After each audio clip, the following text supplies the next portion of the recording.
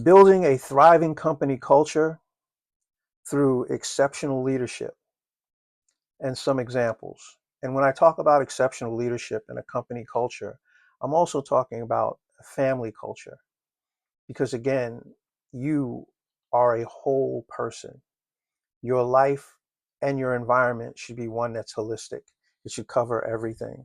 So, from the top down, how personal examples of exemplary and exceptional leaders shape companies and families that drive through a more holistic way of life and doing things. A company and or family culture does not emerge by change. It grows from values, behaviors, and attitudes modified by the leader. When leaders demonstrate integrity, commitment, and or empathy, they set a very powerful example for those that they lead or for those who they want to be a part of their family. So, powerful examples that shape the entire organization and or family. We're going to explore leadership that builds thriving companies and family cultures by leading through personal example and creating an environment where the family members and or the employees, whichever it is, feel motivated, valued, and aligned with the mission, the overall mission, which is success, moving forward, meeting our goals, becoming that unit, that one. So why leadership's examples matter and why it's more than policy. Many companies and or families invest heavily in different types of values. For companies, it's written values and or codes of conduct. Yet employees often judge culture by by what the leaders actually do or don't do, or say or don't say. When a leader acts inconsistent with the company's values, it starts to erode the particular employee and or family member's trust. Now, you want to build trust and credibility as you go forward. Your title, your rank, your position is really irrelevant. It's how you make those people feel and how they feel as though if they're heard or respected. So when you don't use criticism and or disengagement, you grow.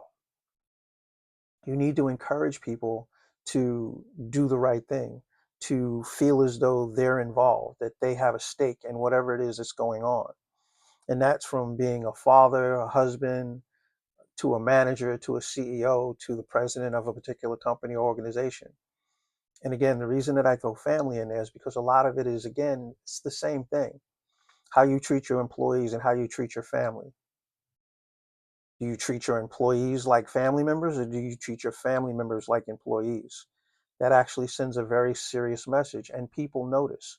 They notice when they're dismissed. They notice when they're not given attention. They notice when they're not feeling as though that they were heard.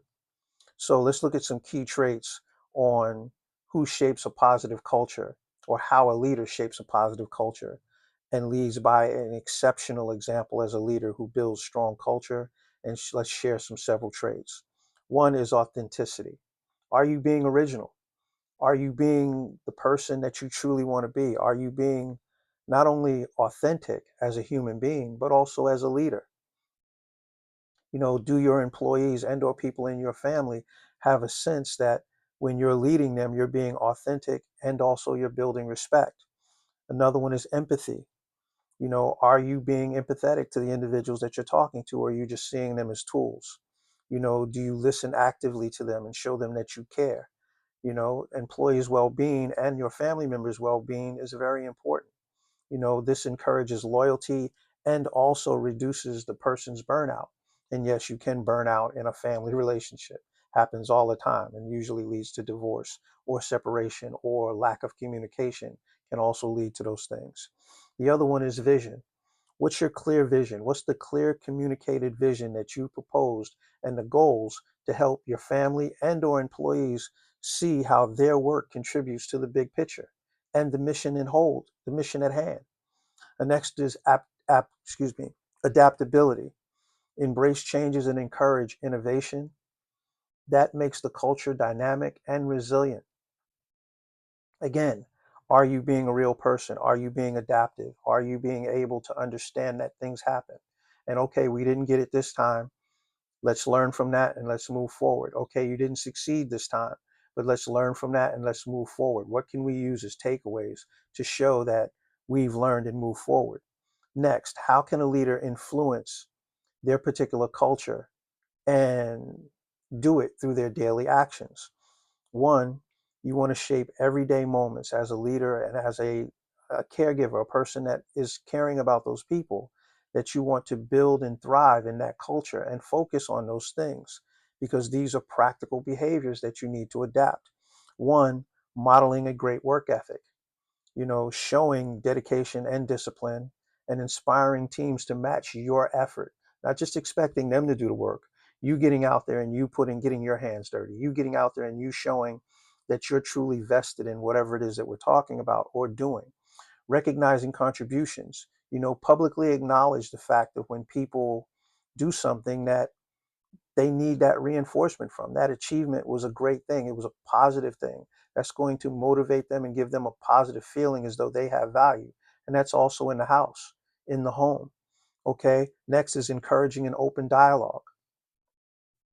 I'm not saying accept disrespect, but also understand that not everybody is always right, including you. So by allowing people to speak openly but respectfully, that is going to generate a safe place where they feel as though they can give feedback and also where they can build. They can give ideas and feel as though it will help us to move forward for continuous improvement. Next is handling conflict constructively. A lot of us don't like facing problems. We don't like facing the hard truths that come in front of us. We don't like facing things where we disagree.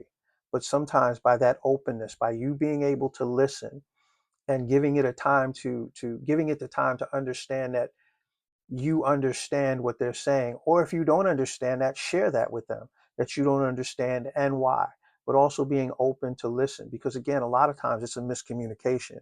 It's not really that big a deal. It's the big a deal because your feelings are involved. So you want to address issues fairly and promptly to prevent toxic dynamics from growing or getting any bigger. The next is invest in development.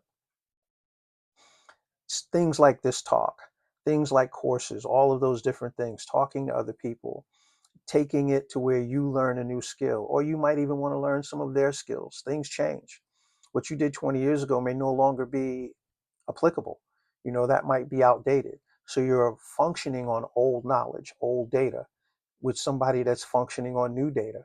So the two don't always come together, but the result is for you to have success. So support learning opportunities and signal growth that matter, that are going to help you to move forward. From that, what will end up happening is as you move forward, you'll create a ripple effect from leader to team to the entire organization or the entire family. When leaders consistently demonstrate positive attitudes and show value, it cascades through the organization and the family. And managers end up becoming immersed in their leadership, and their employees also follow suit along with family members. This creates a self enforcing cycle where strength starts to build over time. But you have to move forward. So let's look at some more practical steps to build culture. One, clarify your core goals. Two, live value publicly. Live and show your values publicly. What is it that you believe in? What are the things that you stand for? And understand that sometimes what you may have believed in may be wrong, and you may need to make a self connect. You're disjointed with the rest of the world or the individuals that you're talking to. Solicit feedback regularly. Celebrate successes together as a team, as a unit. Provide resources for growth. If you know something that's going to help either an employee or help a family member, suggest it to them. Throw it out there. Give them the choice to decide. Or what is it? The opportunity for first refusal, so to speak. And you want to provide that growth so that they can develop and they can align with the culture in which you're presenting. So, challenges leaders face now and how to overcome them. One is, again, simple: inconsistent behavior. Don't be inconsistent. Now, if your consistent behavior is negative and counterproductive, then we need to remove that. But that inconsistent behavior, yes on Monday, no on Tuesday, yes on Wednesday, that's inconsistent and it sends the wrong message. We all have a busy schedule. We all have pressures that we're under. And what happens is you're causing more of an unalignment and also degrading the value. So be aware of your how you present yourself and how you are reflected to your employees and or family members. The next one is be resilient to change. Understand that things happen, things change. Make the adjustment and move forward. Don't focus on that particular thing that went wrong. Focus on how we can make it so that if it happens again, we know why it happened and keeping it from happening by being resilient and understanding that change happens. The next is balance results with relationships. Balance your results and balance your relationships. What's good for one person isn't good for the other person. One size does not fit all. Leaders must deliver performance while nurturing people. Okay? AI is not going to nurture people. You have to be the person that's going to do that. You have to be the driving force. You have to prioritize both leading and also sustaining success as you move forward.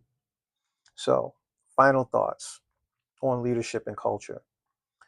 Personal examples of leadership are the foundation of any company and or family culture. When the leader acts in an authentic, empathetic, with accountability, they create an environment where the employee and or family members can thrive and move forward, not just a separate entity, but a living system shaped by daily leadership behaviors. Uh, if this was good, if this helped anybody, please share it with others. This is Mr. Z. Please check us out at www.mrzinspires.com and also visit our YouTube at Mr. Z Inspires. And if we can help you any further, check out our rebuild process. Thank you very much, and you guys have a great day. Be well.